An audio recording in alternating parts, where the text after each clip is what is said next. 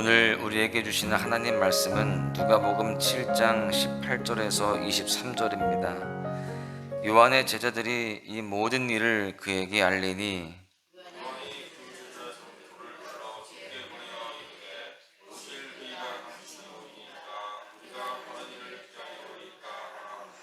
그들이 예수께 나아가 이르되 세례 요한이 우리를 보내어 당신께 여쭈어 보라고 하기를 오실 그이가 당신이 오니이까 우리가 다른 일을 기다리오리이까 하더이다 하니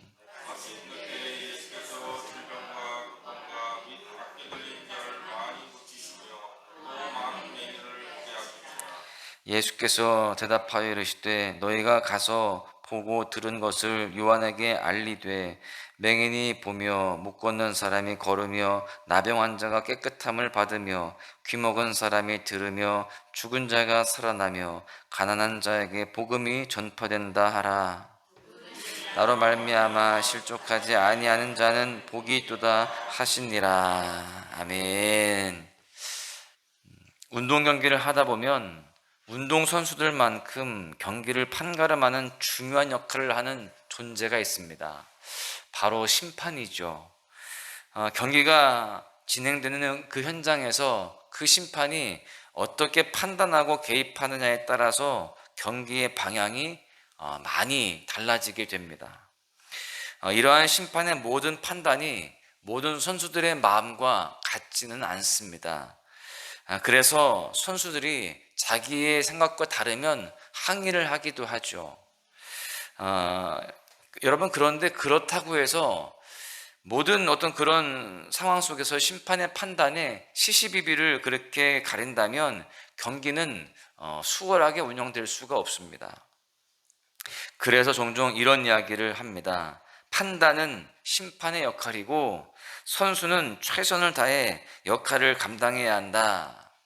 여러분, 심판은 최선을 다해서 올바른 판단을 내려야 되고요. 선수는 심판의 판단을 믿고 경기에 최선을 다해 임해야 한다라고 하는 것입니다. 여러분, 그런데요, 이러한 자세는 신앙생활을 하는 우리에게도 참 많은 도전을 주는 그런 모습입니다. 성경은 우리의 믿음의 여정을 달리기에 비유하고 있죠. 그 달리기를 통해서 우리가 많은 것들을 이 신앙생활의 비유를 가지고 교훈을 얻는데요. 그 믿음의 달리기 속에서 우리는 선수고 그 경기의 과정과 결과를 판단하시는 분은 하나님이시다라는 것입니다. 믿음의 여정이라는 달리기 선수로서 우리가 어떻게 하나님을 바라보며 대해야 하는지에 대해서 잘 보여주는 인물이 있습니다. 바로 오늘 본문의 세례 요한입니다. 세례 요한은 오늘 본문을 통해서 우리가 믿음의 여정을 달려감에 있어서 견지해야 할 두 가지의 자세에 대해서 보여주고 있습니다. 첫 번째는 우리의 생각과 다르더라도 믿음의 발걸음을 이어가야 한다라고 하는 것입니다. 19절과 20절에 보시면 지금 세례 요한은 자신의 제자들을 통해서 예수님께 이와 같이 질문하죠. 오실 그이가 당신이오니이까. 요한은 예수님이 자신이 기다리는 분이 맞는지 여쭈고 있습니다. 여러분, 그 이유가 무엇일까요? 18절에 보시면 요한이 제자들을 통해서 질문하기 전에 그 상황을 다음과 같이 설명합니다. 요한의 제자들이 이 모든 일을 그에게 알리니, 요한은 이 앞서 있었던 일들에 대해서 다 듣고 나서 예수님이 자신이 기다리는 그분이 맞는지에 대해서 지금 질문을 한 것입니다. 그러니까 요한이 앞서 들었던 일이 무엇이냐, 우리가 이미 살펴보았던 말씀들인데요. 예수님께서 나인성 과부의 아들을 살리신 일과 또 백부장의 종을 살리신 일이었습니다. 여러분, 이 사역들은 치유와 회복에 대한 사건이었습니다. 그리고 이것은 요한의 기대와는 다른 일이었어요. 누가복음 3장 17절에서 요한은 다음과 같이 말하고 있습니다. 손에 키를 들고 자기의 타작마당을 정하게 하사 알곡은 모아 곳간에 들이고 쭉정에는 꺼지지 않는 불에 태우시리라. 요한은 오실 그분께서 이스라엘을 억압하는 억압자들을 심판하실 것이다 라고 그렇게 지금 믿었고 기대하고 있는 거예요. 즉 요한이 생각했던 예수님의 역할은 개혁자였습니다. 그런데 지금 예수님께서 개혁자의 모습으로 사역을 하고 계시지 않은 겁니다. 그저 아픈 사람들, 또 힘든 사람들을 도와주고 있는 것이죠. 지금 구제의 일만, 또 치유의 일만 감당하고 있는 모습을 보면서 지금 우리가 기다려야 하는 분이 당신입니까? 이렇게 지금 질문을 하고 있는 겁니다. 여기서 함께 우리가 주목하기 원하는 부분은 19절 후반절입니다. 19절을 다시 보시면 요한이 그 제자 중 둘을 불러 주께 보내어 이르되 오실 그이가 당신이오니이까 우리가 다른 일을 기다리오리이까. 지금 요한은 예수님께 왜 심판하지 않으세요? 왜 지금 그 우리를 억압하고 있는 로마를 왜 쓸어버리지 않으세요? 그렇게 묻고 있지 않습니다. 그리고 다른 일을 기다려야 하는가에 대해서 오히려 지금 묻고 있습니다. 예수님께서 심판을 왜 행하지 않으시는가가 아니라 다른 분을 더 기다려야 하는가에 대해서 지금 이야기하고 있는데, 여러분 이러한 모습을 볼 때 요한의 중심은 늘 하나님께 있는 거예요. 그 주님에 대해서, 그 메시아이신 예수님에 대해서 왜 이렇게 합니까? 왜 이렇게 저렇게 하지 않습니까? 따지지 않고 지금 주님의 뜻을 기다리고 있는 것입니다. 예수님께서 행하시는 일이 하나님으로 말미암지 않고는 불가능한 일임을 알았기 때문에 그래요. 그 치유의 사역도 일은 보통 일이 아니거든요. 사람이 할 수 없는 일입니다. 하나님으로 말미암지 않고는 행할 수 없는 일입니다.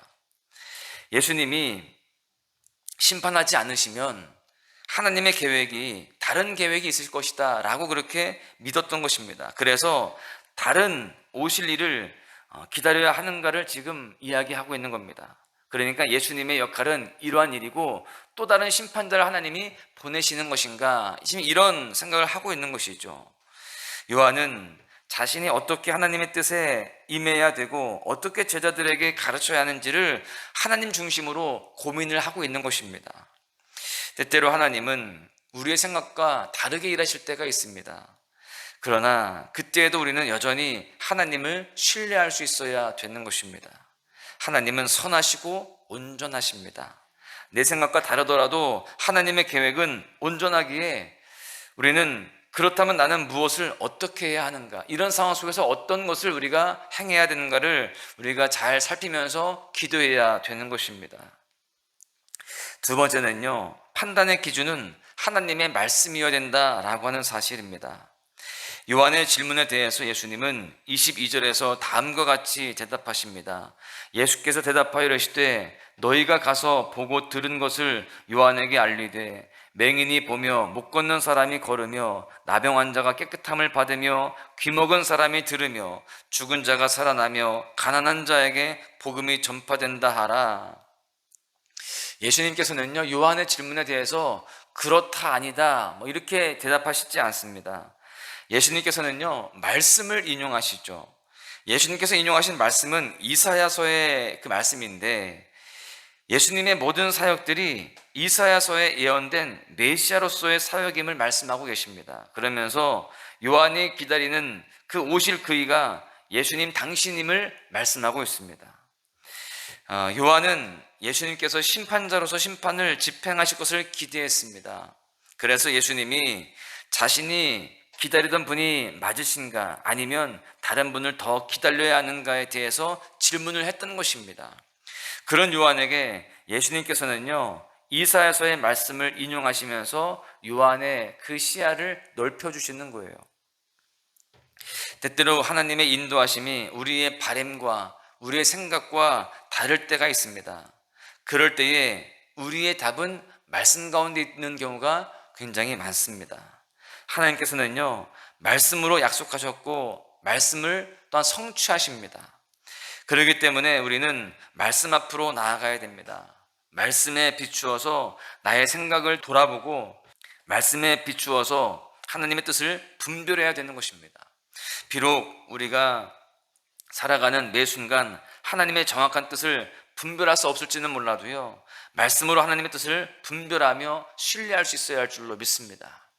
여러분, 우리는 하나님께서 때때로 우리에게 뜻을 기도를 통해서도 알려주시고 또한 삶의 많은 방편들을 통해서 알려주시기도 하지만 더 분명한 것은 이 말씀을 통해서 알려주신다는 것을 깨닫고 늘 말씀을 묵상하며 늘 말씀을 가까이 하며 살아가야 할 줄로 믿습니다. 결론의 말씀을 드리면요, 하나님께서는 때때로 우리가 기대하던 바와 다른 상황으로 인도하실 때가 있습니다. 우리가 매 순간 하나님의 생각을 이해할 수 없기에 우리는 종종 혼란에 빠지기도 합니다. 하나님이 왜 이런 일을 허락하셨을까? 왜 이런 일들이 나에게 생겨났을까? 이게 옳은 것인가? 이런 의문이 들 때가 있다라고 하는 겁니다.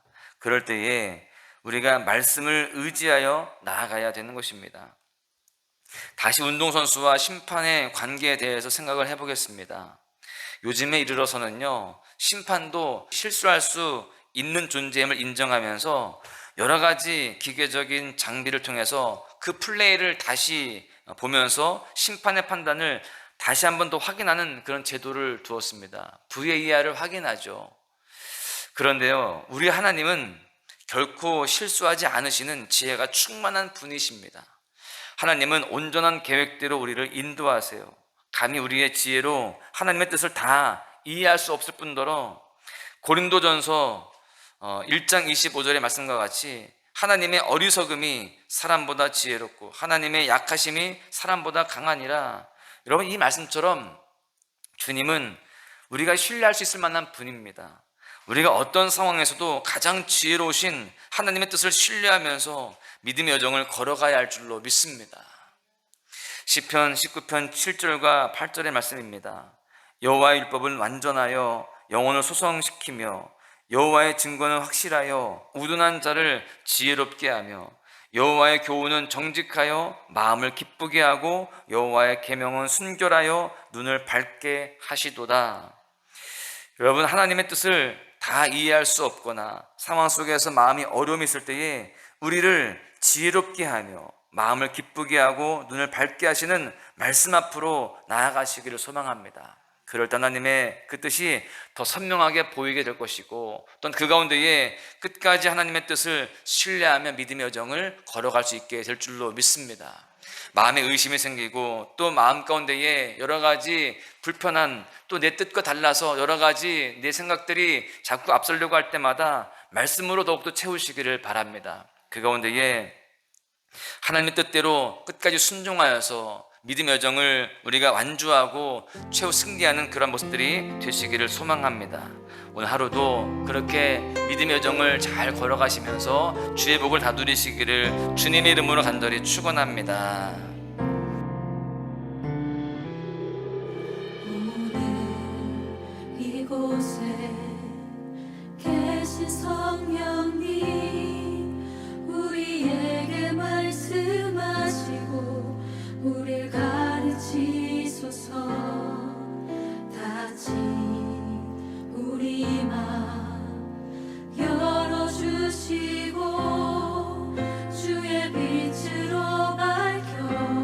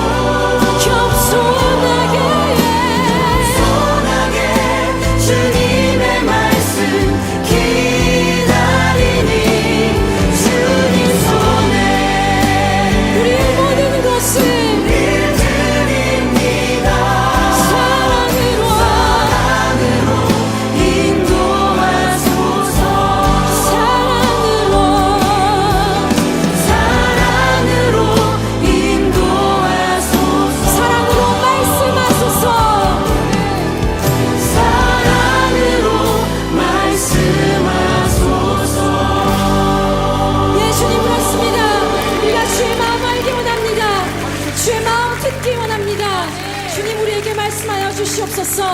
할렐루야.